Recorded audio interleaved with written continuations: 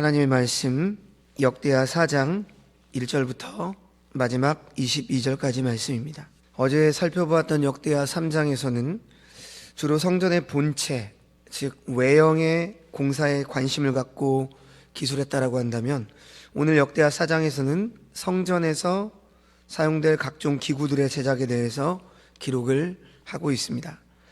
오늘 이 역대하 4장을 세 단락으로 구분을 하면, 먼저 1절에서 10절까지는 솔로몬이 명한 성전 기구들의 품목에 대해서 기록을 하고 있고요. 11절에서 18절까지는 후람이 모든 기구들을 제작함을 기록하고 있는데, 이 앞단락, 즉 1절에서 10절까지 성전 기구들의 제작을 명령한 솔로몬의 입장에서 기록을 했다라고 한다면, 11절에서 18절까지는 그 기구들을 직접 제작한 후람의 입장에서 기록을 한 것입니다. 그리고 19절에서 마지막 22절까지는 성소 안의 각종 금기구 제작에 대해서 요약적으로 기술이 되어 있습니다. 그런데 저는 이 시간에 오늘 본문을 성전 기구들을 성전 마당에 있는 기구들과 성소, 즉 성소와 지성소 안에 있는 기구들로 구분해서 말씀을 좀 드릴까 합니다. 먼저 오늘 본문의 성전 마당에 놓인 기구들이 있는데요, 번제단과 놋바다 그리고 물두멍, 이렇게 세 가지가 있었음을 오늘 본문을 통해서 확인을 할 수 있습니다. 그리고 성소 안에는 등잔대, 떡상, 즉 진설병상이라고 하죠. 그리고 금제단, 즉 분향단, 이러한 것들이 성소 안에 있었습니다. 그리고 내일 묵상할 5장에서 성전의 모든 건축을 마치자 언약궤를 이제 다윗성에서 가져와서 지성소 안으로 안치시키는 것으로 성전의 모든 것이 완성이 되는데요, 이 언약궤가 들어와야 온전한 성전이 완성이 되는 것이죠. 언약궤야말로 하나님의 임재의 상징이기 때문에 그렇습니다. 그래서 내일 5장에 바로 언약궤를 이제 성전 안으로 드리게 되어지고, 그 뒤에 솔로몬 왕이 성전 봉헌식을 하는 것으로 이렇게 이어져서 7장까지 성전에 대한 내용이 기술되어 있습니다. 자, 오늘 본문을 보시면 이 성전 기물을 만드는 데 힘썼던 대표적인 두 사람이 나오는데, 바로 솔로몬과 후람입니다. 하지만 성전 기구 제작의 총 감독이자 제작자는 오늘 보면 19절을 보면 솔로몬으로 소개가 되고 있습니다. 여러 녹기구들을 만든 실제 장인은 후람이라고 11절에서 16절 말씀을 통해 설명을 하고 있지만, 역대하 3장 4절에서 그가 순금으로 입혔다, 즉 솔로몬이 순금으로 입혔다 라고 하는 말씀을 시작으로 성전 건축의 완료를 공포하는 5장 1절까지 솔로몬은 제작과 관련된 문장의 주어로 나와 있습니다. 그래서 성전 건축의 주체이자 총 제작자는 같이 제작을 했지만 후람은 시킨 대로 일한 것 뿐이고요, 솔로몬이 바로 주체자가 되고 제작자가 되죠. 자, 첫 번째로 성전 마당에 있는 번제단에 대해서 한번 살펴보겠습니다. 오늘 보면 1절과 16절을 함께 보시면서 이걸 이해하시면 되는데요, 1절 말씀에 성전 마당에 있는 번제단은 놋으로 만들었다고 기록되고 있는데, 모세 때의 성막들에 있던 번제단은 조각못으로 만들어서 놋을 입혔는데요, 솔로몬 성전 마당에 있는 번제단은 놋으로만 만들었습니다. 그리고 이 제원은 말씀해 보니까 가로 세로 높이가 20 곱하기 20 곱하기 10 규빗인데요, 한 규빗이 사람의 팔 정도 되니까 45cm 정도, 이 정도 되니까 한 그 정도 되죠. 그런데 모세의 번제단은 바로 5 곱하기 5 곱하기 3 규빗이었으니까 모세 때 성막보다, 성전에 있었던 번제단보다 훨씬 더 크다고 볼 수가 있죠. 그리고 번제단에 사용되는 부속기구들도 있었는데요, 16절 말씀을 보시면 그 부속물은 솥과 부삽과 갈고리가 나옵니다. 이것 또한 놋으로 만들었는데, 번제단은 희생제물을 번제로 드리는 제단이죠. 그래서 솥은 번제단에 재를 담아버리는 도구고, 부삽은 번제단의 재를 긁어내는 도구고요. 갈고리는 번제단 위에 있는 고기들을 펼쳐놓는 도구입니다. 그리고 대접도 있었는데요. 이것은 번제물에 피를 담는 대접으로 오늘 본문 8절의 하반절 말씀을 보시면 금으로 대접 100개를 만들었다, 이렇게 기록이 되어 있습니다. 자, 그렇다면 지금 이 번제단이 나타내는 의미가 과연 무엇인가? 이 번제단은 바로 예수 그리스도의 대속에 대한 표징이라고 볼 수가 있습니다. 번제단은 백성들이 죄를 지었을 때 살아있는 짐승을 가지고 와서 머리에 안수를 통해서 자기의 죄를 고백하며 전가시킨 다음에 제사장들이 짐승을 잡아서 번제를 드리게 되는데요. 그때 사용되던 제단입니다. 이 번제단에 드려지는 짐승은 사람의 죄를 대신 전가받아 죽은 것이죠. 사람이 죄를 지을 때 사람이 죽어야 되지만 하나님께서는 이 사람 대신에 짐승으로 죽게 하고 사람을 살게 하셨습니다. 그런데 히브리서 10장 4절 말씀에 이는 황소와 염소의 피가 능히 죄를 없이 하지 못함이라, 이렇게 말씀하고 있고, 11절에는 제사장마다 매일 서서 섬기며 자주 같은 제사를 드리되 이 제사는 언제나 죄를 없게 하지 못하거니와, 이렇게 말씀을 하고 있습니다. 그리고 히브리서 9장 11절과 12절에서는 이런 말씀이 있습니다. 그리스도께서는 장래 좋은 일의 대제사장으로 오사 손으로 짓지 아니한 것, 곧 이 창조에 속하지 아니한 더 크고 온전한 장막으로 말미암아 염소와 송아지의 피로 하지 아니하고 오직 자기의 피로 영원한 속죄를 이루사 단번에 성소에 들어가셨느니라, 이렇게 말씀을 하고 있죠. 이것은 바로 예수 그리스도가 이제 오셔서 장차 대속해 주실 것에 대한 말씀이 히브리서에 기록되어 있습니다. 우리는 이 번제단을 생각할 때마다 바로 예수 그리스도의 십자가의 보혈의 그 구속을 통해서 하나님 앞에 나아갈 수 있게 된 것에 대해서 우리는 감사하며 묵상을 해야 하는 것이겠죠.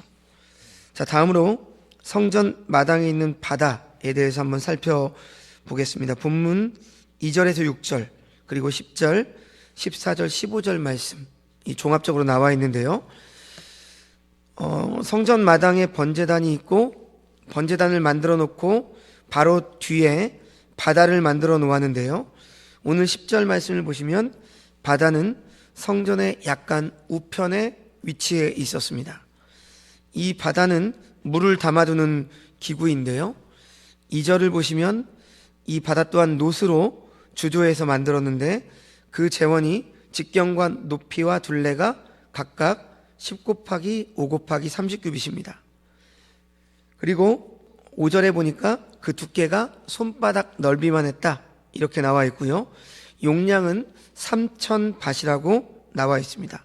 그래서 1밭은 오늘날 용량으로 약 23리터 정도에 해당하므로 3,000밭은 약 69,000리터, 이 정도에 해당하는 아주 큰 그 물 덩어리라고 볼 수가 있죠. 근데 오늘 본문의 병행 구절인 열왕기상 7장을 보시면 26절에 이 마당에 그 담을 수 있는 게 2,000밭이라고 기록이 되어 있습니다. 그런데 오늘 이 역대하에서는 3,000밭이라고 이렇게 기록을 하고 있거든요. 그것은 아마도 물을 담을 수 있는 양은 2,000밭인데 바다의 전체 크기가 3,000밭 정도의 의미로 기록했다, 이렇게 우리가 볼 수 있을 것입니다. 바다는 이것을 주조할 때 3절 말씀에 아래 부분에 돌아가면서 두 줄로 소 형상을 넣었다고 기록하고 있는데요. 매 규빗마다 10개의 소 형상이 있었다고 오늘 부분에 기록하고 있죠. 근데 아마 여기에서 소는 박, 즉 조롱박 모양에 대한 그 잘못된 기록으로 보여집니다. 왜냐하면 소에 해당하는 이 히브리어 바카림은 박에 해당하는 페카임, 히브리어 문장이 두 문장이 비슷하거든요. 그래서 이것을 아마 잘못 읽은 것으로 우리가 볼 수 있는데, 왜냐하면 병행구절인 열왕기상 7장 24절에서 이 바다에 대해서 설명을 할 때 이 부분을 박이라고 기록을 하고 있어요. 그래서 윗부분은 바로 이 박에 대한 내용으로 우리가 이해를 할 수 있습니다. 그리고 2절을 보시면 바다는 놋으로 만든 황소 12마리가 받치고 있다고 했는데요. 이 12마리의 황소는 동서남북으로 3마리씩 배치가 되어 있었고 그 황소들은 모두 밖을 향하고 있다라고 기록되어 있습니다. 마치 구약 민수기 2장에서 이스라엘 백성이 광야에서 진을 칠 때 성막을 중심으로 해서 12지파가 3지파씩 동서남북으로 진을 친 모습을 연상하게 합니다. 그리고 바다 외에 물두멍도 만들었는데요. 6절 말씀을 보시면 물두멍은 놋으로 10개를 만들어서 바다 좌우편에 5개씩 두었습니다. 그리고 이 바다와 물두멍의 용도에 대해서는 6절에 보시면 바다는 제사장들이 씻기 위한 것이고요. 물두멍은 번제물에 속한 물건을 씻기 위한 것이다. 이렇게 말씀을 했습니다. 씻는 것은 제사장의 몸과 수족 그리고 번제에 사용되는 기구와 제물 등이 있었습니다. 아마도 바다는 그 씻기 위해 저장한 거대한 수조였을 것이고 물두멍은 그 바다의 물을 떠서 무엇을 씻기 위해 둔 작은 대야의 모습으로 생각이 됩니다. 자, 그렇다면 이 바다와 물두멍이 상징하는 바가 바로 무엇일까? 제사장들은 제사 사역을 할 때 의식적으로 정결을 위해서 몸을 씻어야만 했습니다. 그러므로 바로 이 사실을 통해서 확인할 수 있는 것은 하나님께 나아가는 자는 반드시 이렇게 정결함을 받아야 되는 것처럼 예수 그리스도의 구속의 피에 씻음을 받아야 됨을 바로 이 물두멍이 상징하고 있다. 이렇게 말씀을 드릴 수가 있습니다. 또한 바다와 물두멍은 성도의 정결에 대한 표징으로 볼 수가 있는데요. 이 바다와 물두멍은 제사장의 수족을 씻는 곳입니다. 이미 몸을 씻은 자는 계속해서 손발을 씻어야 되는 것이죠. 그래서 요한복음 13장 10절에서 이런 말씀이 있죠. 예수께서 이르시되 이미 목욕한 자는 발밖에 씻을 필요가 없느니라. 이렇게 말씀하신 것처럼 죄사함을 받아서 거듭난 자는 그것으로 끝이 아니죠. 성화를 위해서 거룩하게 닮아가기 위해서 매일 삶에서 회개를 통해 정결하게 나아가는 것입니다. 바로 그런 것처럼 이 바다와 물두멍은 성도의 정결함을 표상한다. 이렇게 볼 수도 있습니다. 자, 이제 성소 안에 있는 기구들을 한번 살펴보죠. 먼저 7절과 20절에서 22절을 말씀을 보시면 등잔대가 나오는데요. 이 등잔대는 내전, 곧 성소 안 좌우편에 5개씩 전체 10개를 만들어 두었습니다. 사실 이런 설교를 할 때는 좀 PPT나 좀 그런 걸 통해서 성전 안의 모습을 좀 보시면서 하나하나 설명을 하면 더 이해하기가 편한데요. 오늘날에는 뭐 스마트폰이나 인터넷이 잘 발달되어 있으니까 여러분이 솔로몬 성전 이렇게 뭐 네이버나 다음에 검색을 하시면 이미지 파일들이 많이 있어요. 저도 이 설교 준비하면서 한번 살펴보고 왔는데 그렇게 한번 보시면 오늘 이 본문을 펴놓고 그것을 보시면 좀 이해하기가 편합니다. 아무튼 오늘 집에 가셔서 한번 보시고요. 매 등잔대마다 7가지가 있고 가지마다 살구꽃 형상이 있었고 그 가지 끝에는 등잔이 있었습니다. 이 등잔대는 성전 성소 안을 비추는데 사용되었죠. 부속기구는 21절과 22절에 부젓가락과 불집게가 있었는데 이 부젓가락은 제단에서 숯불을 취하는 데 사용되는 젓가락이었고 불집게는 등잔의 심지를 잘라내서 심지를 고르게 하는 데 사용되는 가위의 역할을 했습니다. 그리고 이것들은 다 순금으로 제작을 했다고 20절에 나와 있죠. 그리고 솔로몬 성전의 등잔대는 모세 때 성막의 등잔대와 용도는 같은데 그 수와 위치가 다릅니다. 모세 때에는 등잔대가 하나였고요. 성소 좌측에 놓였지만 오늘 본문의 솔로몬 성전의 등잔대는 10개였고 5개씩 좌우편에 놓였습니다. 그리고 진설병 상도 마찬가지였죠. 이 등잔대의 등잔에는 감람류 기름을 2개 했고 저녁에서 아침까지 항상 불을 밝혀 놓았습니다. 그렇다면 지금 이 등잔대의 등잔불은 무엇을 상징하는 것일까요? 바로 하나님의 완전하신 일곱 영이신 성령을 표상하는 상징입니다. 그래서 바로 성령께서 예수 그리스도를 믿게 하시고 우리에게 말씀을 깨닫게 해주실 것이라고 하는 것을 상징하는 예표라고 할 수가 있습니다. 그리고 다음으로 진설병상에 대해서 8절과 19절에 나와 있는데, 바로 이것도 10개를 만들어서 이 등잔대처럼 성소 좌우편에 이렇게 놓았는데요, 그 용도는 하나님께 매일 드리는 떡을 올려놓는 상입니다. 그렇다면 이 진설병상이 의미하는 것은 바로 예수 그리스도의 희생을 상징하는 표징이라고 볼 수가 있죠. 매일매일 그 진설병상 위에는 진설병이 놓아져 있습니다. 이 진설병은 바로 예수님이 우리 대신 하나님께 드려질 것을 예표하는 표징이죠. 그래서 요한복음 6장 35절과 48절, 58절에 이런 말씀이 있습니다. 예수께서 이르시되 나는 생명의 떡이니 내게 오는 자는 결코 줄이지 아니할 터이요 나를 믿는 자는 영원히 목마르지 아니하리라. 내가 곧 생명의 떡이니라. 이것은 하늘에서 내려온 떡이니 조상들이 먹고도 죽은 그것과 같지 아니하며 이 떡을 먹는 자는 영원히 살리라. 이렇게 말씀을 한 것처럼 예수님이 바로 생명의 떡이라는 것이죠. 그리고 그 떡을 먹는 자는 생명을 부여받게 되고 생명을 유지함으로 영원히 줄이지 않습니다. 이스라엘 백성은 광야에서 하늘에서 내려온 만나를 먹고도 줄이고 죽었지만, 그것이 예표하는 예수 그리스도를 영적으로 먹는 자는 영원히 줄이지 않고 죽지 않는 것이죠. 신약에서 예수님이 오병이어의 그 이적을 행하신 것은 바로 이것을 알게 해주기 위한 표적이었습니다. 그리고 레위기 24장을 보면 이 진설병은 제사장들이 회막들 거룩한 곳에서 먹는다고 말씀을 하고 있는데, 그 시간에는 제사장들이 성막에서 교제하는 유일한 시간입니다. 그러니까 제사장들이 그 각자 일을 하느라고 서로 만나지도 않고 바쁘게 일을 하다가 회막들에서 진설병을 이제 먹습니다. 이런 의미로 본다면 이 진설병의 원형이신 예수 그리스도 그 안에서 함께 먹고 마시며 교제함이 우리 성도의 진정한 교제다. 그리고 교회를 이루는 기초가 된다. 이렇게 우리가 적용을 할 수 있겠습니다. 자, 이제 마지막으로 분향단에 대해서 한번 살펴볼 텐데요. 본문 19절과 21절, 22절을 참고하시면 되겠습니다. 19절에 나온 금제단은 금으로 만든 분향단을 말하고 있는데, 이 분향단은 성소 안에 있었는데요, 지성소 안쪽에 위치해 있었습니다. 본문의 분향단의 재원은 나와 있지 않았고요, 다만 금으로만 만들었다, 이렇게 기록을 하고 있습니다.